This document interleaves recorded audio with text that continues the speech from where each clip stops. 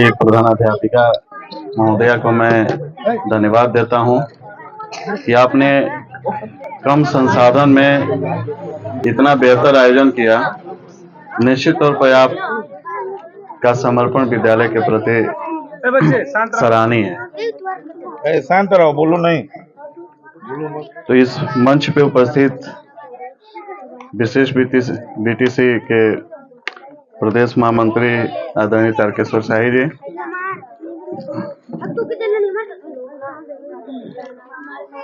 और हमारे बगल में संगठन के पदाधिकारी आदरणीय मिश्रा जी, डॉक्टर शुक्ला जी, प्रदेश कार्यकारिणी सदस्य के, और जो भी यहाँ पे मंचासीन हमारे सम्मानित अध्यापक गण हैं, और हमारे एआरपी गण, एआरपी मिश्रा जी, और जो इस कार्यक्रम के विशिष्ट अतिथि के जो प्रतिनिधि हैं और क्षेत्र पंचायत सदस्य और मुकुल राय जी जो जिले के मीडिया प्रभारी, यहाँ के सभी सम्मानित अध्यापक गण, और यहाँ काफी समय से उपस्थित हमारे जागरूक और सम्मानित अभिभावक गण, मीडिया से आए हुए बंधु और छोटे प्यारे बच्चों,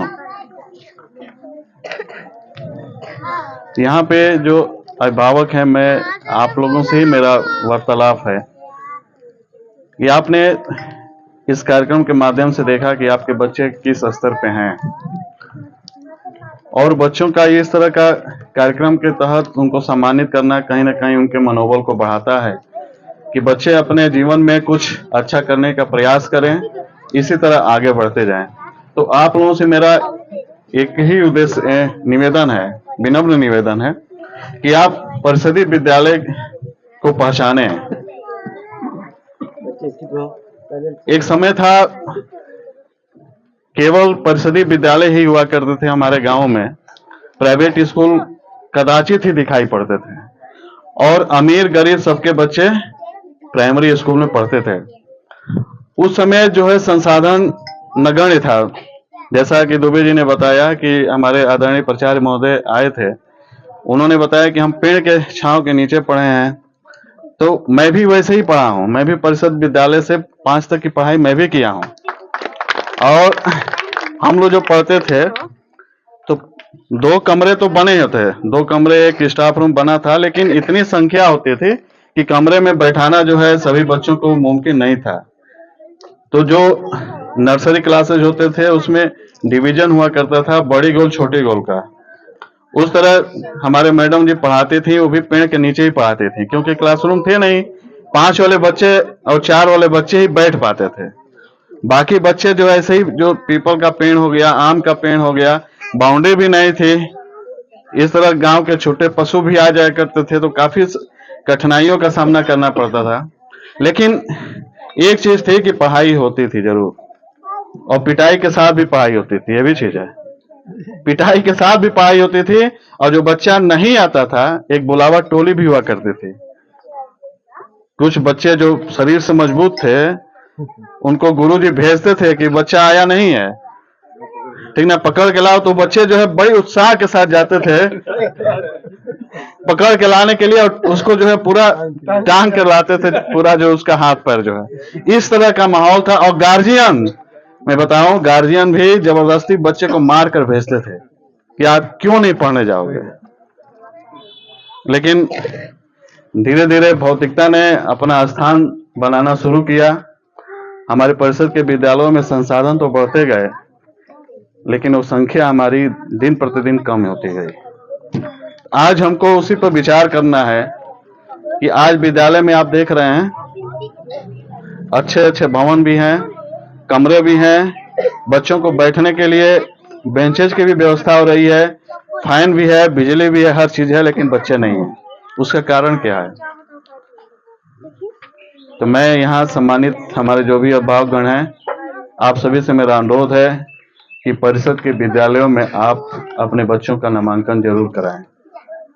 आपने देखा कि एक ही घर के 10-10 बच्चे पढ़ रहे हैं। एक अभिभावक थे, उनको काफी सम्मानित मैडम ने किया, उनके 2 से 3 बच्चे, यहाँ तक कि उन बच्चों के पिताजी भी यही इसी विद्यालय से पढ़े हुए हैं। तो निश्चित तौर पर मैं उन अभिभावकों को बधाई देता हूं और मैं अपेक्षा करता हूं कि आपके द्वारा इस जनमानस में ये संदेश जरूर जाए कि हमारे परिषदीय विद्यालयों में अच्छे अध्यापक आपके बच्चों को गुणवत्तापूर्ण शिक्षा देते हैं। वो समय गया कि गुरुजी आए, साइन बनाए चले गए। सरकार का बहुत ध्यान है विद्यालय के प्रति जो है, वर्तमान सरकार हो चाहे हमारे उत्तर प्रदेश सरकार, चाहे भारत सरकार, केंद्र सरकार, वो सभी का ध्यान है परिषद के बच्चों को किस तरह से बेहतर एजुकेशन दिया जाए। तो जब तक आपका सहयोग नहीं मिलेगा हम सभी को, हमारे गुरुजी, आदरणीय गुरुजी लोगों को, तब तक जो है हमारा परिषद का विद्यालय आगे नहीं बढ़ेगा। हम नित्य जो है पीछे की तरफ चलते जाएंगे। जो सरकार की मंशा है, जो हमारा उद्देश्य है बेसिक शिक्षा को लेकर के, हम कभी सफल नहीं हो पाएंगे जब तक हमको समुदाय का सहयोग नहीं मिलेगा। तो आप सभी से मेरा अनुरोध है कि बच्चों को यूनिफॉर्म के साथ, जैसा कि दुबे जी ने बताया कि आपके खाते में 1200 रुपये धनराशि जाती है, परंतु कुछ अभिभावकों को छोड़कर अधिकांश अभिभावक उन पैसों का अपने पारिवारिक खर्च में जो है उसका यूज कर देते हैं। ये गलत चीज है। अगर वो 1200 रुपये में आप 1200 रुपये और जोड़ करके अपने बच्चे के लिए यूनिफॉर्म अच्छे से नहीं बनवा सकते हैं तो आपको कहीं अधिकार नहीं है उस 1200 रुपये का हैं तो आपको कहीं अधिकार नहीं है उस 1200 रुपये का लेने का। बच्चों का एकदम अधिकार नहीं है, बच्चे का अधिकार है। बच्चे के हक को मत मारिए आप, उसको बेहतर से बेहतर शिक्षा देने के लिए विद्यालय भेजिए और एक विद्यार्थी के गणवेश में भेजिए, न कि जैसे तैसे हम परिषद के प्राइमरी स्कूल में पढ़ रहा है बच्चा और जो है हम भेज दिए, हम केयर नहीं किए। मुझे ताज्जुब होता है कि आप ही में से बहुत सारे लोग ऐसे हैं जिनके बच्चे प्राथमिक विद्यालयों में पढ़ते हैं, लेकिन किन्हीं कारणवश या जो हमारे तथाकथित कॉन्वेंट स्कूल हैं या प्राइवेट स्कूल हैं, उनके द्वारा उन्हीं बच्चों को अपने स्कूलों में नामांकन करा लिया जाता है तमाम प्रलोभन दे करके। तो वही गार्जियन अपने बच्चों को पूरा वेल तैयार करके, माने पूरी तरह से तैयारी करके भेजते हैं, नहला करके, धुला करके, अच्छा साफ सुथरा कपड़ा पहना करके। तो ऐसी मानसिकता क्यों है आप सभी कि आप ही का बच्चा जब प्राइमरी स्कूल में जाता था तो जैसे तैसे स्कूल चला गया, आपने केयर नहीं किया, लेकिन वही बच्चा आपका जब प्राइवेट स्कूलों में जाने लगा तो आप इतना केयर करने लगे। ऐसा क्यों? तो आप सभी से मेरा अनुरोध है कि आप अपने बच्चे पर ध्यान दीजिए। आपका बच्चा परिषद के विद्यालय में पढ़ रहा है तो इसका ये मतलब नहीं है कि उसको होमवर्क जो मिला है वो मास्टर साहब ही कराएंगे। क्लासरूम में जो होमवर्क मिल रहा है, स्कूल में जो होमवर्क मिल रहा है उस बच्चे को, आप उसको देखिए, उसको जो है अपना बहुमूल्य समय, क्वालिटेटिव टाइम जिसको हम कहते हैं, उस बच्चे के साथ शेयर करिए। यानी शाम को बच्चा जा रहा है तो शाम को जो है आप अपने बच्चे के साथ 1 से 2 घंटे बिताएं, उसको बैठाएं अपने साथ कि आप देखें, उसे पूछें कि क्या पढ़ाया गया है आज विद्यालय में। जब तक आप बच्चे के साथ नहीं बैठेंगे तो स्कूल की पढ़ाई के साथ केवल जो है आपका वो नहीं हो पाएगा। तो आपको समय देना पड़ेगा, क्योंकि प्राइवेट स्कूल या कोई भी स्कूल हो, मैं दावे के साथ कर रहा हूं कि अगर गार्जियन ध्यान न दें तो बच्चा स्कूल के पढ़ाई के बल पे आगे नहीं बढ़ सकता है। आपको ध्यान देना पड़ेगा, आपकी जिम्मेदारी है वो बच्चा जो है।